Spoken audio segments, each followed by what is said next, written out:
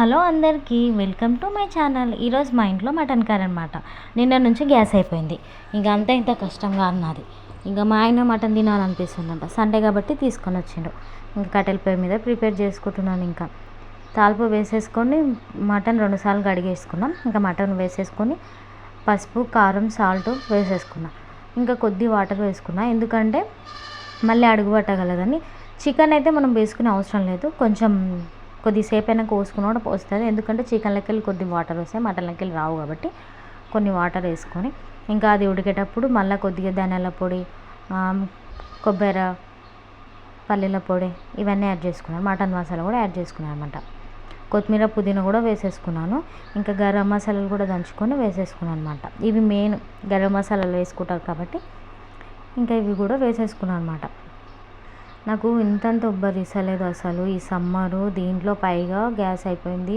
కట్టెల పొయ్యి మీద అంటే కవర్ చేయలేకపోతున్నా అసలు. ఒక వంక మళ్ళీ నల్ల వచ్చింది, దాన్ని చూసుకుంటా ఇక్కడ వంట చేస్తున్నాం. ఎందుకంటే వంట కూడా తొందరనే పెట్టుకున్నా, 9కే పెట్టుకున్నా, కానీ ఎండలు ఎట్లా కొడుతున్నాయి, 9:30 వరకు మస్తు కొడుతున్నాయి అసలు. ఈ గ్యాస్ ప్రాబ్లమ్స్ ఎప్పుడు సాల్వ్ అవుతుందో ఏమో. అమ్మ వాళ్ళతో కూడా మొత్తం నా మ్యారేజ్ అయ్యేంతవరకు కట్టెల పొయ్యి ఉండే, కాకపోతే నాకు తెలీదు ఇంత కట్టెల పొయ్యి మీద ఇంత చేసుకోవాలంటే అని. ఎందుకంటే నేను ఏం చేయకుంటే మా అమ్మనే చేస్తుండే.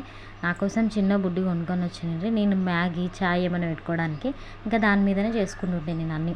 పైగా నాకు కట్టెల పొయ్యి మీద ఏమైనా చేసుకుంటుంటే ఏదో ఒకటి అవుతుంది, చెయ్యనా కాలుతుంది, నా డ్రెస్ అన్నా కాలుతుంది అనమాట. అందుకని ఎక్కువ కట్టెల పొయ్యి కడుక్కోకుంటే ఇక అన్నీ యాడ్ చేసుకున్నాక మస్తు సేపు ఉడకబెట్టిన, అది ఉడకలేదు. ఎందుకంటే మటన్ కదా, ఉడకదు తొందరగా. చికెన్ అయితే ఉడుకుతుంది.